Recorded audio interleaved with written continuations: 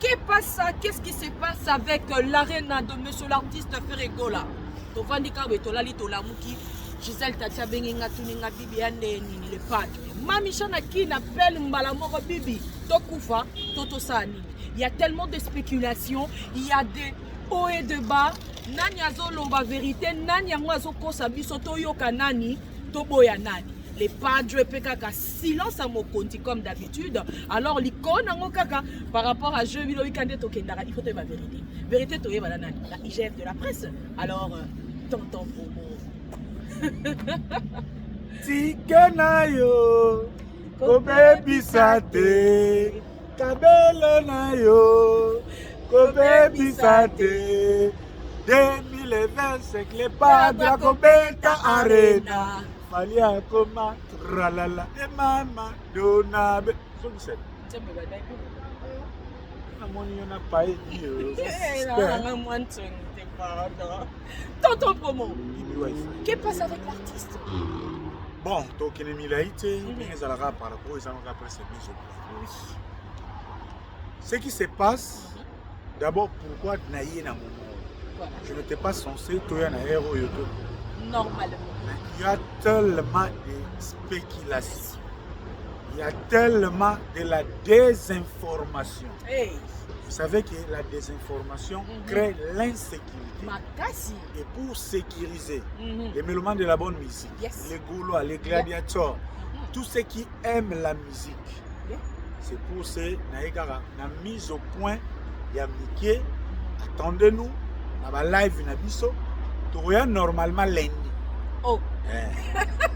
On viendra le lundi. On viendra le lundi, Claire qui sera là. Il y a un motoyer pour tout ça, la moi, mise au point. Première préoccupation. Et Zanini, problème en Zanini.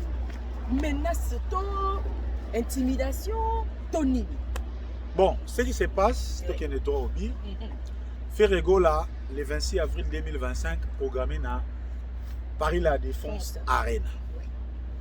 Dans ces projets, contrairement à beaucoup d'artistes, l'artiste Ferregola y est allé à deux casquettes. À quel local artiste et musicien, à quel local co-organisateur avec son label Ferregola Prod. De ce fait, ils ont placé une double responsabilité. Comme Ferregola Prod a une obligation, et comme artiste, ça a une obligation. Parce que Marambo, ils ont les garamines. Moi, je conseille à Poto et Bélé, qui nous remettent en moins complexe. Mundela za mundela rotika la mundele, faut qu'on ait un code. Live Nation, représenté par Charles Tabou. Na partenaire, na ceux qui nous ceux qui nani, je ne suis pas là pour les publicités. Na Ferregola Prod, Bayo Kani le 26 avril, Ferregola à Beta, à Paris La Défense. Contrat est banni. Les deux obligations majeures. Pour Ferregola Prod, s'occuper de la promotion dans l'espace médiatique congolais. Live Nation, mené par Charles Tabou, doit s'occuper de la promotion sur le plan extérieur, pour ne pas dire international. Contrat est bandit, date et pesami, Ferregola n'a obligation à lancer l'ego par une vidéo avec un thème précis, Gouloa Togoya Mobondo. Ferregola, dans ses obligations, il a désigné premier échelon de la communication. Il est passé entre autres par nos services. Nous avons eu des contrats en bonne et due forme. Depuis que j'ai été Ridolf, dans ma petite carrière, c'est pour la première fois qu'on a signé un contrat écrit Bonga Loudia et Ferregola Prod, objet, promotion et Paris La Défense Arena. Erna Monara, contrat na tosali ba décharge ba email eleki. Merci Orsini Lumene, merci DG Paul Onabi. Moi na mbalo azalaka. Est-ce que na santé na bi awa fait na rappel na comptabilité parce que belé ba pesa biso ba contrat net ba okabelo ba botani kasu e bani do kopo ko wangana. Sans papier. Papier ça. Dans ses obligations, Ferregola a fait plus d'une vidéo. Ferregola est allé au Cameroun. Ferregola est passé sur Monde des Gaulois auprès de Nathalie. il a communié avec les Gaulois. Ferregola compte venir ici en Angleterre pour un plus aussi par rapport à Makambo. Au-dessus de tout ça, Ferregola ajoute un son qui est en chantier, mais qui sent déjà une très bonne odeur, le son Mobondo. Tobandi ko évolué. Tokomi même pas un mois et demi. Les représentants de Live Nation, M. Charles Tabou, a présenté une inquiétude. Pour dire que M. Ferregola aux OTKT. Bon, dans OTKT. Mais nous avons des indices. Classement, il y a mondial, tous on y plusieurs fois. On suit les Gaulois de près et de loin. Bazo somba, mobilisation, ba tout ba code, mutumoko 5 tickets, boina boy. Ok. Le temps, nga penaye banena ko accentuer pour moi à mon niveau. Yelanga ba chiffre qui atteste que nazo côté 4T. Ok. Banda Ferregola Prod et Senga Live Nation. Statistique wana, M. Charles Tabou n'a jamais présenté des statistiques officielles. Non, peut ça va faire. Ok. Toké na deuxième mois. Charles Tabou a des statistiques. Charles Tabou a émis Ferregola nazo zelayo na Paris. To banda promotion au visiter salle et spectacle. Ok, ça ne pose pas de problème. En même période, Charles Tabou fait courir les rumeurs dans le cercle et empire du mal que Ferregola a zoté kaki.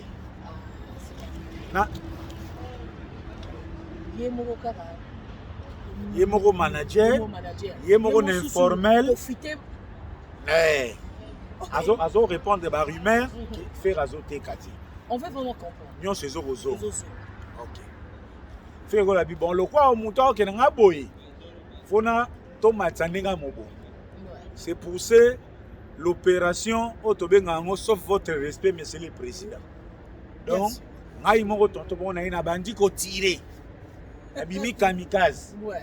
Gauthier Seyaya Dendi a tiré. Les padres par l'équipe pour Gaulois tactique et échanger, bah chiffre bandi ko changer. Tous les amis bah tu dis net, bah ils ont mis les mains dans la pâte, bah tout le monde bah graphique ko changer. S'il te plaît, n'a stoppé wana. Est-ce que Herbino Boyaki, n'a sauf votre respect dans les padres, Boyaki pour accentuer dans les Kamboana. Vous avez eu le statistique où ils ont que le padre a bâti, qu'ils ont été kamaté. Jusque-là, statistique émanant de Charles Tabouya qui peut kamaté. Ok. Dans réflexe, il a fait Ferregola comme lui-même artiste et Ferregola Prod comme co-organisateur. Azoko que ça va obligation parce que c'est un contrat. Vitesse et Mati, ti yasuka l'air mwanga chuchu, aye à Betibor. Mwanga chuchu à Betibor. Ok, pour finir. On est avec une stratégie interne. Mwanga chuchu n'est pas inclus dans le système communicationnel et à l'EHPAD. Non. Bafuitso ya sulango wapi. Dans la même période, des documents officiels liés aux conversations entre la salle et Charles Tabou, ils ont continué à fuiter dans le cercle et empire du mal. Wow. Mais c'est quoi le rapport à tout moment empire du mal? C'est quoi le rapport? n'a rien à commentaire. Ok. Ferregola et poto. Ok. Mais c'est Live Nation. De ma part, moi j'ai commencé la promo. De votre part, où en sommes-nous avec la promo extérieure pour dire du côté international? Ok. Oh non, nous attendons commencer avec la visite de la salle. Tiens, papa. Affiche na métro au Tchété. Nzembo a fait rebeta na restaurant au Salité. Ba radio na poto pour activer la promo de l'artiste Izate. Tout ce qu'on peut avoir, You Arena et commis Ferregola Mobondo. On voit même You Arena s'appuie sur la promo de l'artiste. Oh yo yo, Salité, Molinka Tobanda na salle. Tozana 2 mois. Oh non, on doit commencer. Vous devez passer quelle chaîne? Ba petit na ye moko, voyez. oyo empire du mal baza ba tiktoker ba youtuber baza na ba 4000 vues fosala ba émission na bango. Ah bon? Papa te avant to que ta la salle Oui. banana nous promotion à l'extérieur. Ndenge toyo. Oh non, faut tout bandaka kana. Fais rigolo à tout. Est-ce que Maître Gims ça visiter salle T. Sidi qui diabati ça visiter salle T. Bon, ce qui a fait na bengi ba play ba mumbeli ba yone que sais-je encore. Total la salle. Ça rentre dans cadre et promotion sur le plan national. Ça, ce n'est pas orienté parce que dans l'international, ils ont la TV, na bino toné tout qui n'a par rapport à par rapport. Rien. Donc, il s'est né au cours de l'évolution des choses, crise et confiance. Entre Ferrego la prod et Live Nation, représenté par Charles Tab. Plus grave, conception de l'événement. Le très célèbre Charles Tabou impose à Ferrego de ne pas inviter les légendes ou les icônes vivants actuelles de la musique congolaise. Je ne voudrais pas les citer les noms ici. Attends, Nandeni. Live Nation. Oh. Live Nation, donc, Bon. à supposer Kofi Rose à l'invité, Ouera Rose à l'invité, Samangwa Rose à l'invité, Jiba Rose à l'invité. Comment ça? Prétexte, oh non, on n'aura pas les moyens de supplier aux besoins, par exemple, le logement des invités. Mais comment ça? Mais les invités font partie prenante de l'événement. Chaud, ouais, ça va coûter net. Ils ont un système, il y a des prix, il faut le parce que c'est un projet commercial. Normalement. On n'est pas dans l'île Mozambique lucratif. Oyo, et comme Roko Masikoyo, la directive est un empire du mal. Plus grave. Nini Soussou. Wana maintenant, il paraît. Il paraît Bimi. Charles Tab, avant Aya ko gérer projet à Youari na ya Ferrego là. Il est allé avoir l'autorisation du fils de ma soeur. Je dis bien il paraît. Donc, fort de tout cela, finalement, Ferrego l'a dit, je n'irai pas visiter la salle. Les chiffres sont tels qu'ils sont. Moi, je vais d'abord à Gouda. Les autres questions, tu vous régler en haut, Ernarozo. Concomitamment, Charles Tabou a bengi, Live Nation Toloba, a bengi, You Arena, basengi bango, basali requête, va suspendre vente sabbatique. Donc tout ce que nous voyons dans les dernières 24 heures, officiellement, You Arena a suspendu la vente des tickets. Et You Arena comme salle a donné un délai aux organisateurs, Ferrego la prod, Live Nation, na wana mususu, base à terrain d'entente, après si délai, j'étais la date, par exemple, il y a quand même un secret d'état, oyo baya ensemble, baya kolakisa, accord définitif au bazui par rapport à ces projets. Na kati wana ba chantage et bandi. Charles Tabou menace Ferrego là. Aux un niveau il y a eu Arena. D'ailleurs, tu ne peux pas remplir cette salle. Ah bon? D'ailleurs, tu ne vends pas comme tel.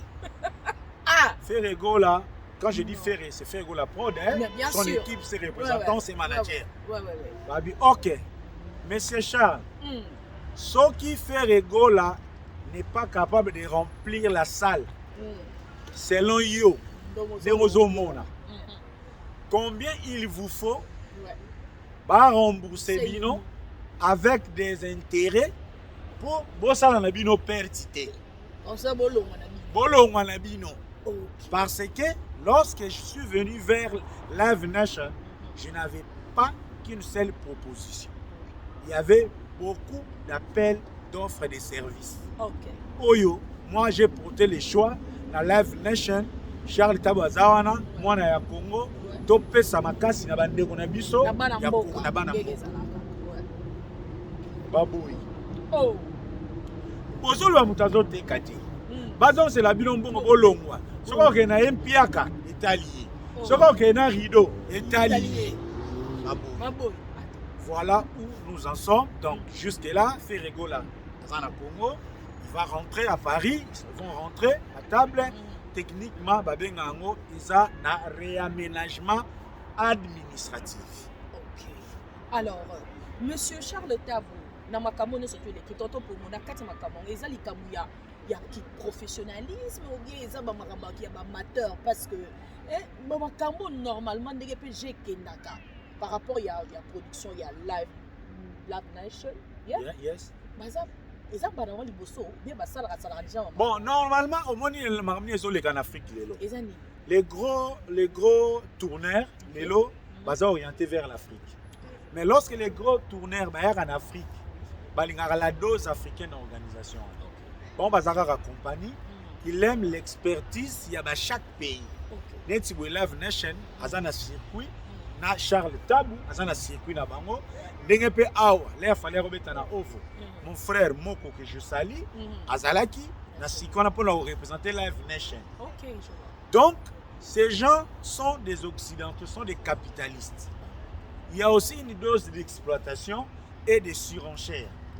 Nos frères congolais ne savent pas défendre les intérêts de leurs compatriotes. C'est-à-dire quoi? Concert Nini, Oyo, ils ont échelonné dans 7 mois et demi. Oyo, na 1 mois, yo, va représenter les soucis à ticket. Prenons l'exemple. Na peut on a 2 mois l'élo. Tout le bagage a fait la ticket à 100 tickets. Cause à la cause d'annulation parce que Herbayen a fait Arena pour un projet. Il regarde les profits de l'artiste. Parce que la projection, il y a performance et artiste. Et l'artiste est donc question, quand même c'est You Arena, même s'il y a un seuil, ce n'est pas à 2 mois. On va voir les seuils. Il peut y avoir un avertissement. Ouais. Il peut y avoir une mise en demeure. Mais il y a toujours un délai. OK, les indicateurs ne sont pas bons. Ouais. Voyons jusqu'au mois de février, si on reste comme ça, la projection est arrêtée, il serait mieux de se désengager. Ça, c'est faisable. Les mêmes problèmes a failli se poser dans Redi Amis. Parce que si tu as Redi Amis, manger na 200 tickets. Tous les lots à consommation à Redi Amis, c'est ça mis la dernière minute. Ah bon? Bataclan, ils ont eu Arena, je sais. Ouais. Mais you Arena quand même des exigences. Je voudrais ici préciser. Les problèmes dont question aujourd'hui n'ont nullement un lien avec la consommation des tickets. Ah. Là, ça n'a rien à voir. Tu nous rassures. Je rassure au monde entier et ça dit Kambouya Batiketi. Ah, là au moins tu nous rassures. Nenge Batike Somba Milelo. Concert ya fait Reko Betama. Atana format sogi ya 3 quarts, sogi ya rideau. Lelo. Nenge Batike za lelo so batike concert samedi prochain. Reko Betama. Batike ya ngakutu. Mutakwarom na sombi ticket. Nga. Ticket ka ndenge ba Marilon tsaka ba sombeli yango. De ba Gisèle Tati ba sombeli yango. Ba maître Blaise Bekwa, champion olympique ba sombeli ticket. Les sénateurs. Ba Serge Louki. Ils ont un problème il y a ticket. Il y a seulement que nos frères n'étaient pas bayaki pour exploiter abusivement Ferregola. Ferregola paye comme un bon producteur. Il voit déjà le projet est tellement juteux que lorsque Ferregola est en train de faire des recadrages pour protéger ses intérêts, il voit déjà en termes et en pourcentage, il y a Ferregola. Ce type risque de devenir le musicien le plus riche en musique congolaise. Parce que Ferregola, à côté caché, Ferregola Roulia sous ce côté organisateur. Donc, c'est-à-dire, si ces projets, et ça lit par exemple les bénéfices, il y a 500 000.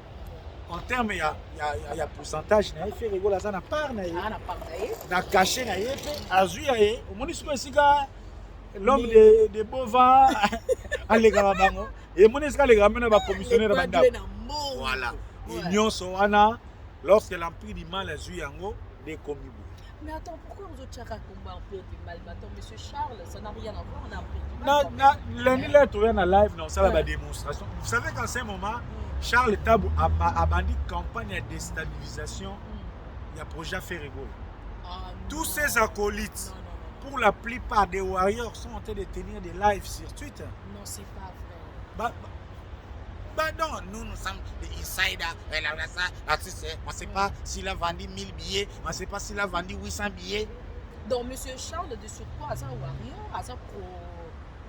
Bon, au moins, Charles peut être victime, il y a le couteau à fallu.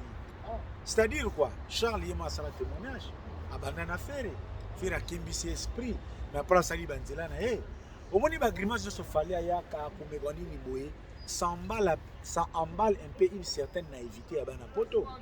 Banapoto, faut savoir, c'est vrai, mais va prendre en commentologie. Vous comprenez?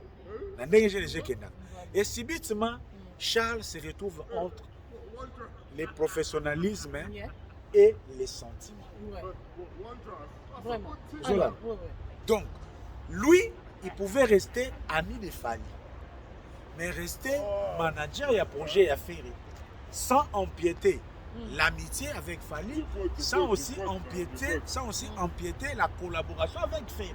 Alors, M. Go, la sope totale on sent un peu que M. Charles Azaki un peu en amitié avec M. Yukupa. So, pour l'année que M. Go là, à Luka qui a ça contre moto quand même pour la grandeur de l'esprit, Charles Tabaza est un Congolais. On ne peut pas être trop qui n'en a pas contact selon la couleur des gens. Vous comprenez? En principe, Ferre n'a pas signé un contrat avec Charles Tabou. Il a signé avec Live Nation. Il peut aussi avoir l'option de demander de changer de manager. Parce que ce n'est pas l'argent de Charles. Charles n'est qu'un intermédiaire. Donc il a représenté. Azo représenté Live Nation. S'il y a des soucis, et dans le moment même, si Live Nation estime que Charles Tabou devient un obstacle par rapport à l'intérêt, il va restituer. Il va substituer la place à Charles Tabou. D'ailleurs, le président qui n'a pas d'hypothèse. Oh, il y a des conséquences à Macambo. Ça, d'abord. Charles Tabou peut être substitué. On a des conséquences à Liboso. Il y a Mibale, un autre organisateur, peut suppléer à Live Nation selon les modalités. Il y a juste ces coutumes en matière événementielle parce qu'ici, on est en droit, en termes, il y a management, il y a musique. Vous savez que le droit est une discipline et l'âge. Mais ça, la technicité, dans le les tibiro basi bo kina biso mingi na droit de divorce na droit de famille. Est-ce que bobeng na so ba policier bobo te la biso ba ndako. Donc il y a des avocats de famille, avocats makama musique, avocats ya mine. Donc il y a toujours parce que le droit a tout prévu. Les abos en cas d'espèce 3 organisateurs ba yokanité. Seulement là où la pesanteur est pesée au lem ezo pèse sa souci là-bas culturel. C'est Live Nation qui a booké la salle. Donc cette date, c'est la date de Live Nation. Ce qui est bien aujourd'hui, les Gaulois se sont bien comportés. You Arena connaît maintenant les performances de Ferregola. Il sait que c'est un artiste, on a un projet, un indicateur, on a ça au vert. Arénable. Arénable. Très arénable. Vraiment. Donc, voilà. Ça va hypothèse. Hypothèse, monsieur Ezali. Ceux qui vont checker qui peut comme Bakal, va garder date na bango. Peut-être une autre date car on a eu Arena. Donc il est pas dans Vandi. On est dans hypothèse. Il y a une interprétation. Na lobby que va changer date. Lobby ba hypothèse. Voilà. Je lis maintenant quoi? Derrière Charles Tabou. Ils ont même demandé la suspension. Il y a un ticket pour que les Mawana va présenter Ferregola comme un artiste qui n'est pas performant. Et heureusement que les Golans étaient vigilants, Bouki machine et craqué, baillé, balouki.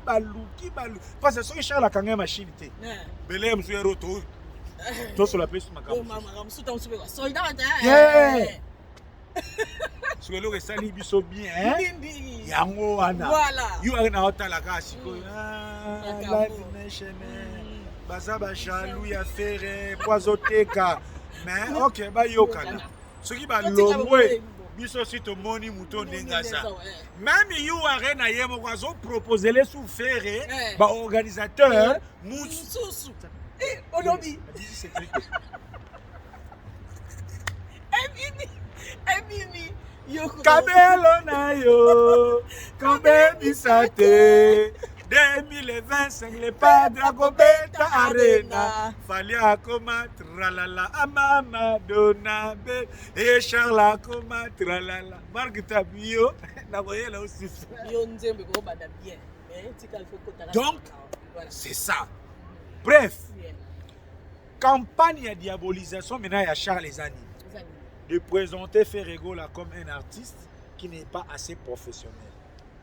Parce qu'on a une sorte de Yokiawa.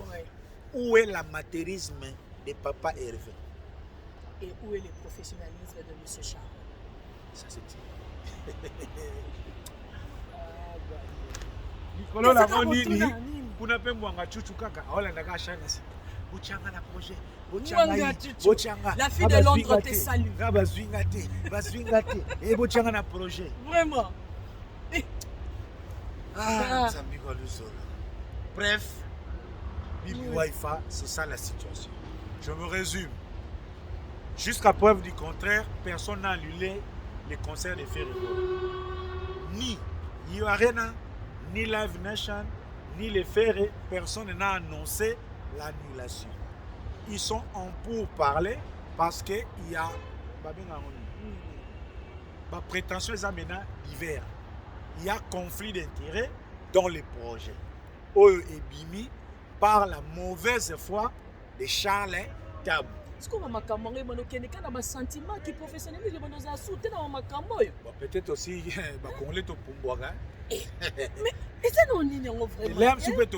donc c'est ça la pure et la pire vérité. Vraiment.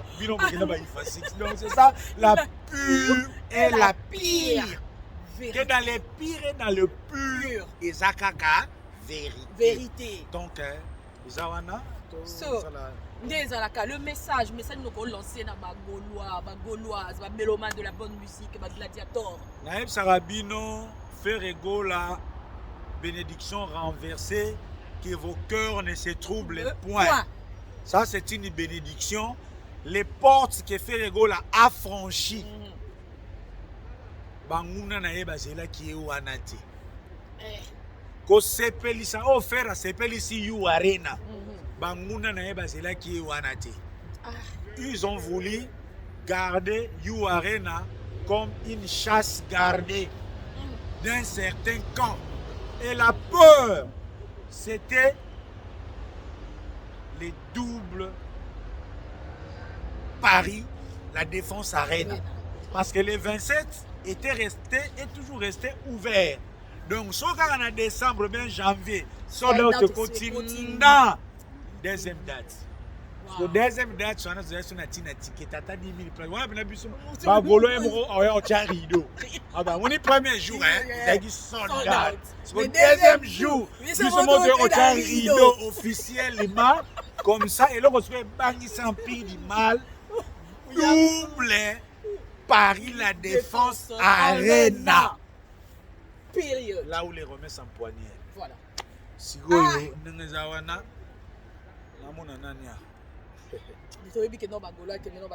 Blaise Bekwa, champion olympique, il est évident que par rapport à un système de jeu, évangéliste et Bodi Mamona Saint-Matan du JC Koli.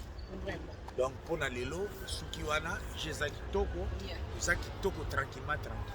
Patou Koussou, Nega Bolela qui j'ai qu'un homme, Yarobanga Kouteza, Moté, Balobi que non, tout se passe bien, Bagoloa, c'est pas un pio, le padre, Nega Lobaïka, Aoussa, Nema Okanisate. Néolobaka toujours destin est à renverser, ma caméra surtout il y a toujours dans moi, Banounou, alors pas de panique, donc match est bien. Hein? Match est bien. Ah, alors on a la fille de Londres, vous savez, avec Rudolph et tout ça. Tonton Bruno. L'hiver est ok. L'hiver, yo ça va d'hiver. Yo, on a un sentiment. Moi, les gars qui n'ont pas solution, les padres amis. Yo, mon frère. On boit. En commençant par l'eau.